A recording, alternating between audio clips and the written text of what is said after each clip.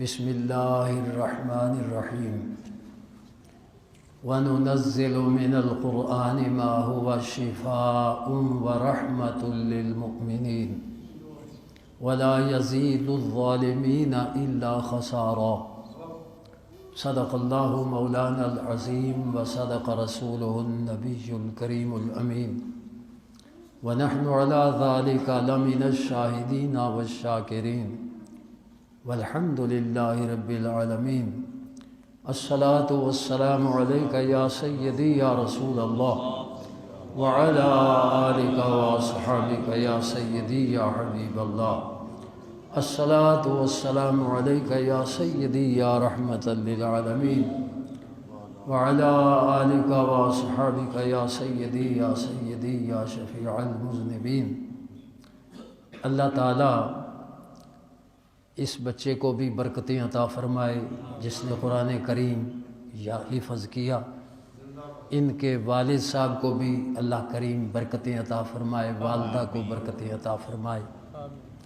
قرآن کریم اتنی عظیم کتاب ہے کہ جس مہینے میں قرآن کریم تشریف لایا اسے شہر رمضان کہا گیا۔ شہر رمضان الذی انزل فیہ القرآن، وہ سارے مہینوں سے برکتوں والا ہو گیا۔ پھر جس رات کو آیا انا انزلناہ فی لیلۃ القدر، وہ لیلۃ القدر ہو گئی۔ اور لیلۃ القدر کو جو آیا ہے تو وہ زمین پہ نہیں آیا بلکہ لوح محفوظ سے سمائے دنیا پر آیا، پہلے آسمان پر آیا، اور آسمان کی جس جگہ پر آیا اس کا نام بیت العزت ہو گیا۔ اندازہ کیجئے یہ ہے قرآن کریم کہ مہینے میں آیا تو مہینہ افضل ہو گیا، رات میں آیا تو رات افضل ہو گئی۔ میں ایک مثال دیا کرتا ہوں کہ اینٹیں ایک ہی بھٹے میں پکتی ہیں،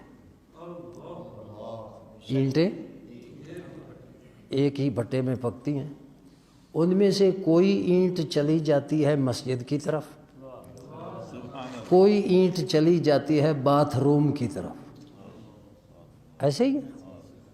تو بتاؤ وہ اینٹیں کتنی خوش نصیب ہیں جو مسجد کی طرف آتی ہیں، ہے نا؟ قصور تو ان اینٹوں نے بھی کوئی نہیں کیا ہوا تھا جو باتھ کی طرف گئی ہیں، کسی گناہ میں تو وہ نہیں پکڑی گئی ہیں، لیکن ان اینٹوں کے نصیب کیسے ہیں؟ ایک ہی مل میں کپڑا بنتا ہے، اس کپڑے میں سے کچھ ہماری سلوار کرتا دستار بن جاتا ہے، کچھ کپڑا قرآن کریم کا غلاف بن جاتا ہے۔ تو بتائیے جو قرآن کریم کا غلاف بنا ہے وہ قرآن کو چومنے سے پہلے وہ چوما جا رہا ہے۔ تو یہ نصیب ہے، اللہ تعالیٰ جس کے نصیب بلند کر دیتا ہے اس کے سینے میں قرآن اتار دیتا ہے۔ اور حافظ بن جانا یہ آسان ہے، حفظ کو محفوظ رکھنا یہ سب سے بڑی بات ہے۔ قرآن پڑھ کر اس کو بھلا دینا یہ سب سے بڑا گناہ ہے۔ اور آج ہمارے ہاں یہ ہوتا ہے کہ جب قرآن کریم بچے پڑھتے ہیں تو پھر ان کو سکول میں لگا دو، کالج، پھر وہ پروفیسر بن گئے، پھر وہ افسر بن گئے، قرآن کی منزل بھول گئی، نام کا حافظ رہا اور سینے سے قرآن نکل چکا ہے، سینے سے قرآن نکل چکا ہے، نام کا وہ حافظ ہے۔ کسی کو ہم نے دکان پہ بٹھا دیا، تاجر بنا دیا، وہ اس کے پاس بھی وقت نہیں ہے۔ اللہ تعالیٰ جن لڑکوں نے، جن بچوں نے یا بچیوں نے قرآن پڑھا ہے، اللہ ان کو یاد رکھنے کی توفیق عطا فرمائے۔ ہم تو اپنی بات کرتے ہیں نا، میں نے جب قرآن کریم یاد کیا تھا نابالغ تھا، اس وقت نابالغ تھا، تو پہلا ہی مصلی جو تھا نا وہ میرے ماموں کہنے لگے کہ اوروں کے لیے یہ بچہ ہوگا، ہمارے لیے یہ جوان آئے ہمارے گاؤں میں سنائے۔ تو میں نے پہلے سال جو مصلی سنایا تو رمضان میں 2 ختم کیے تھے، دوسرے سال پھر 2 ختم کیے تھے، پھر تیسرے سال میں بالغ ہو چکا تھا، اور اس دن سے آج تک بھی میں قرآن سنا رہا ہوں الحمدللہ رب العالمین۔ میں نے مصلی میں ناغہ نہیں کیا، حالانکہ جب ہم درس نظامی پڑھاتے ہیں تو جتنی مصروفیات ہوتی ہیں وہ، لیکن الحمدللہ ہم راستے میں علامہ صاحب فرما رہے تھے میں تو سپارہ منزل ہر روز پڑھتا ہوں، تو تحدیث نعمت کے لیے عرض کر رہا ہوں، تو میں نے عرض کیا کہ 1.25 سپارہ تو روزانہ میں بھی پڑھ لیتا ہوں الحمدللہ۔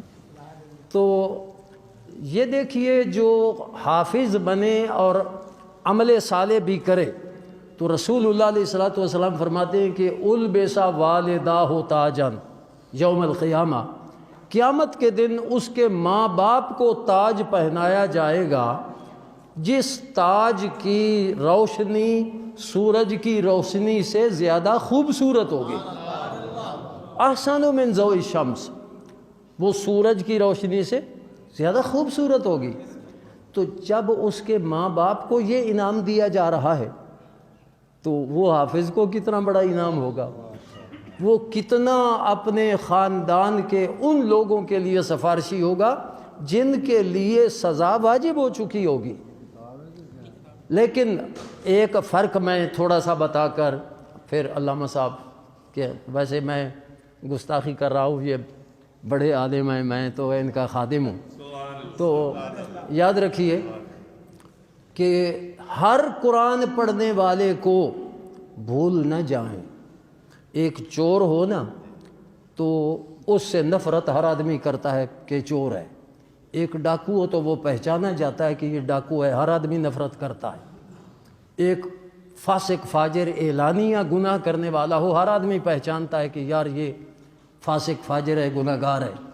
لیکن ایک آدمی تلاوت بھی کر رہا ہو، قرآن کریم کی تلاوت بھی بڑی خوبصورت کر رہا ہو، نماز کے وقت نماز پڑھ رہا ہو، بڑی خوبصورت نماز پڑھ رہا ہو، روزے کا موقع آئے تو روزے بھی بہترین رکھ رہا ہو، تو ہم بھول جائیں گے نا کہ یہ تو بڑا نیک آدمی ہے۔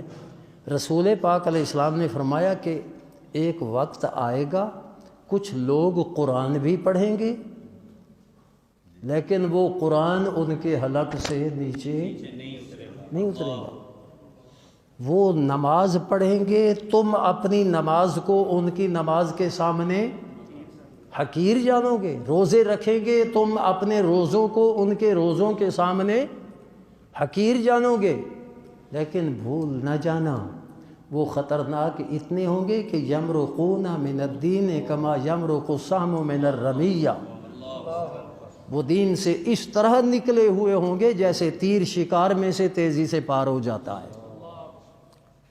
صحابہ کرام نے پوچھا یا رسول اللہ علیہ وسلم کوئی ان کی نشانی بتا دو، تو فرمایا ایک نشانی ان کی بتاتا ہوں بڑی آسان، یقتلون اہل الاسلام ویدعون اہل الاوثان، بت پرستوں سے ان کی دوستی ہوگی، مسلمانوں کو قتل کریں گے۔ آج کوئی ہے دہشت گردی جو مسلمانوں کو قتل کر رہی ہے؟ قرآن بھی پڑھتے ہیں، نمازیں بھی پڑھتے ہیں، کیا جی ہے نا؟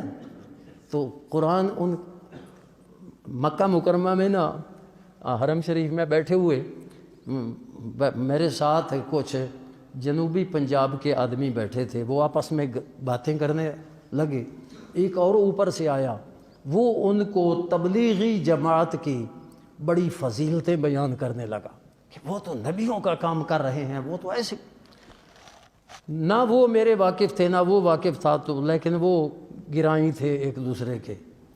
تو میں قریب بیٹھا تھا، میں نے مداخلت کرتے ہوئے نا، میں نے اسی حدیث کا حوالہ دیتے ہوئے میں نے کہا یار وہ کون لوگ ہیں کہ جو قرآن بھی پڑھیں گے نماز بھی پڑھیں گے، وہ کون لوگ ہیں یمرقون من الدین؟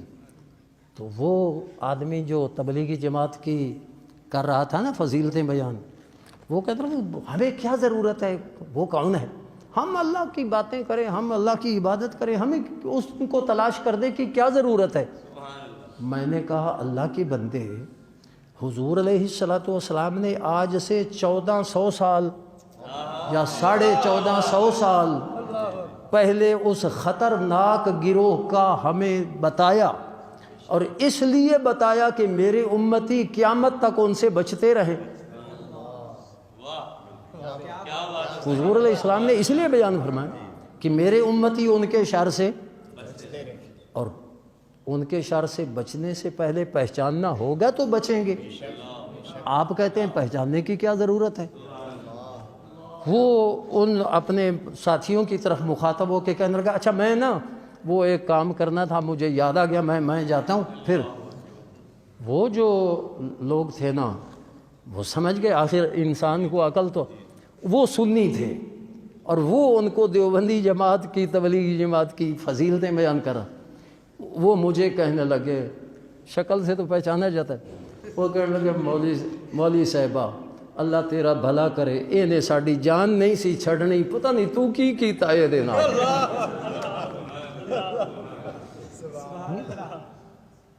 تو قرآن بھی پڑھیں، لیکن جس نے قرآن پڑھا اور رسول اللہ علیہ السلام کا ادب اس کے دل میں نہیں، جس نے قرآن پڑھا رسول اللہ علیہ السلام کے اہل بیت اطہار کا اس کے دل میں احترام نہیں، صحابہ کرام کا رضی اللہ عنہم اس کے دل میں احترام نہیں، تو یاد رکھیے قرآن پڑھے گا قرآن اس پر لعنت کرے گا۔ قرآن رحمت اور شفا ہے تو مومنوں کے لیے۔ اور میں سنا لباس خضر میں سینکڑوں رہزن بھی پھرتے ہیں، اگر دنیا میں رہنا ہے تو کچھ پہچان پیدا۔ اور ایک شعر میں بھی سنا دوں، اللہ یعنی اگر نہ سمجھ آئے تو دینی مدرسوں میں نہ آئے، اور سمجھ آئے تو کالجوں اور یونیورسٹیوں میں سمجھ آ جائے۔ مغز قرآن جانے ایمان روح دین، مغز قرآن جانے ایمان روح دین، ہست حب رحمت للعالمین۔ بس اللہ تعالی ہمیں قرآن سے فیوز و برکات حاصل کرنے کا اہل بنائے اور اہل رکھے۔ وآخر دعوانا الحمدللہ رب العالمین۔